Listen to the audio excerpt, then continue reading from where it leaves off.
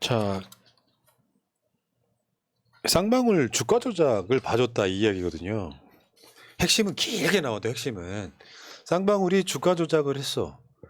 어떻게 보면은 아주 쉽게 표현하면 아까 이재명 대표의 페이스북에도 나온 이야기지만 북한하고 사업한다라고 하는 호재를 띄워. 우리 또 주식 전문가 나오셨어요. 띄워가지고 주가 조작을 한 부분이 있어. 대북 관련주의 선두였죠. 쌍방울이. 근데 여기 요거를 그래서 주가 조작이 의심돼. 그래서 돈을 많이 벌었어. 요거를 빼줬다. 그래서 예를 들면 굳이 김성태를 처음에 기소할 때는 국가보안법, 특경경제가중처벌법 이런 거는 또 주가 조작 관련한 거는 혐의를 봐줘. 싸게 끊어주는 거죠. 왜? 우린 다 알고 있잖아. 이재명만 불어. 그러면 싸게 끊어줄게. 얘네들 그러니까 너무 그 수법이 뻔하게 보이니까 그러니까 사람 무시하는 건가 싶은 거죠. 바보 그러니까 취급. 그 윤석열 장모 사건에서도 똑같은 패턴이었잖아요.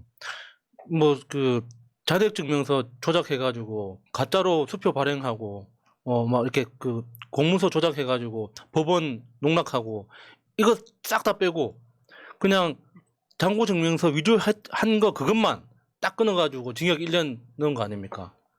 그러니까 지금 이 김성태 건도 여러 가지 엄청나게 심각한 범죄가 있는데 그 심각한 거 다 빼고 제일 싼 거 하나 딱 외환관리법 딱 해가지고 지금 기소한 거 아닙니까? 여기 봐봐요. 그리고 판사 입장에서는 기소를 안 했는데 어떻게 판결을 하냐고.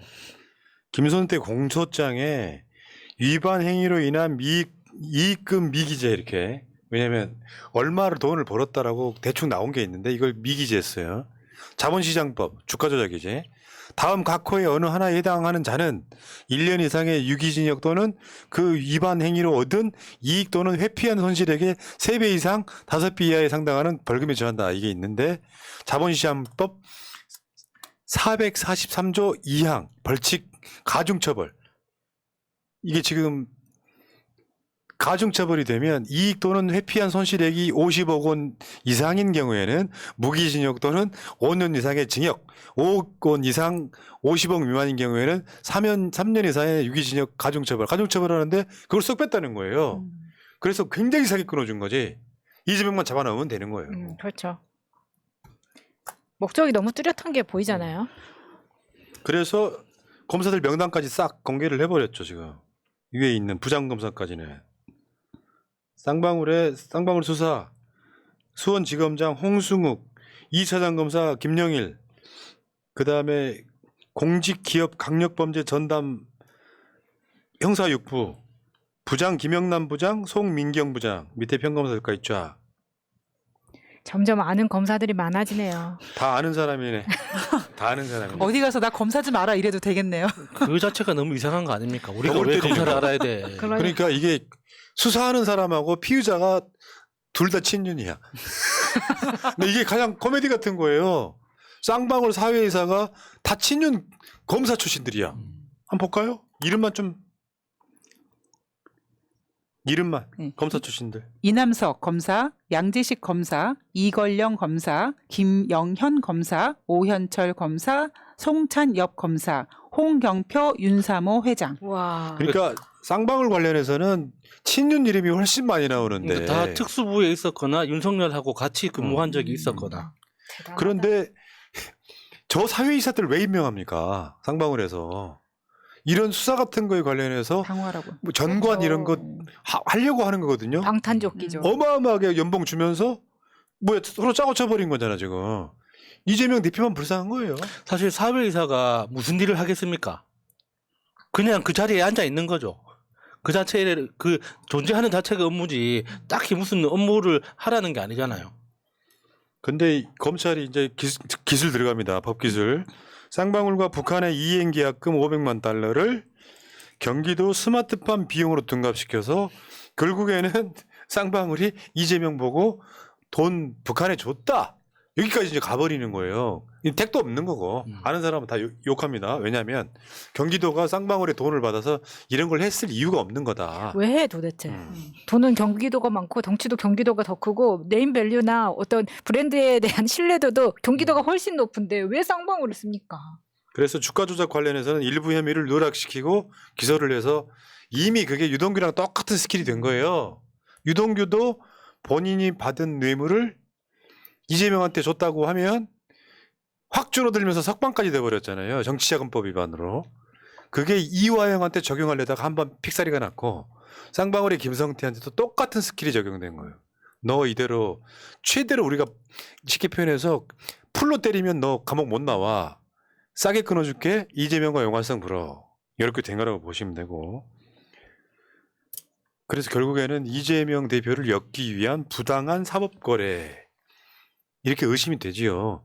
그래서 오죽했으면 영화가 나왔겠어. 부당거래라고. 부당거래. 예. 그 부당거래 부당거래 나오는 그 검사놈 있잖아. 이름 또 갑자기 까먹었다. 형이 유승범. 영화 감독인 놈. 유승범. 유승범이 그러잖아. 내가 겁이 많아서 검사가 된 놈이야. 열심히들 산다. 말하면서. 그러니까 유동규로 한번 지금 재미를 보고 있잖아요. 유동규가 쪽대본만 가지고 이렇게 어설프게 연기를 하지만 그래도 언론용으로 써먹기는 좋았거든요. 지금까지. 그렇기 때문에 같은 수법으로 이화영도 흔들고 김성태도 흔들고 그냥 목표는 손가락은 항상 이재명을 가리키고 있으면서 이재명이 했다고만 해. 니들 다 이거 다 바가해 줄게 지금 이거거든요. 네. 아까 유승범 씨한테 사과해야 될 것 같아요. 왜요? 내가 검사라고 빙의를 해갖고 넘자를 붙였어. 그놈. 근데 유승범 되게 좋아하거든요. 너무 연기를 검사 놈 잘했네. 이러니까. 검사 놈 역할을 하는 배우 이렇게 하시면 되죠. 죄송합니다. 예. 명예훼손을 고소하시면 어쩔 수 없고요. 그러니까 확실한 거는 이제 유동규에 관련된, 그러니까 유동규 때문에 이제 완전 대장동에 대한 문제가 없으니까 이게 쌍방울 이야기가 나오는 거 보면서 우리가 불안해하기보다는 니네가 이제 하다 진짜 유동규가 뭐지 대장동은 끝났구나라는 것을 얘네가 인정하는 거라고 생각합니다. 그러니까 그런 거예요. 가다가 보니까 뭐 하나 걸면 언젠간 나오겠지 했는데 그렇지. 아직까지 안 나온 거고요.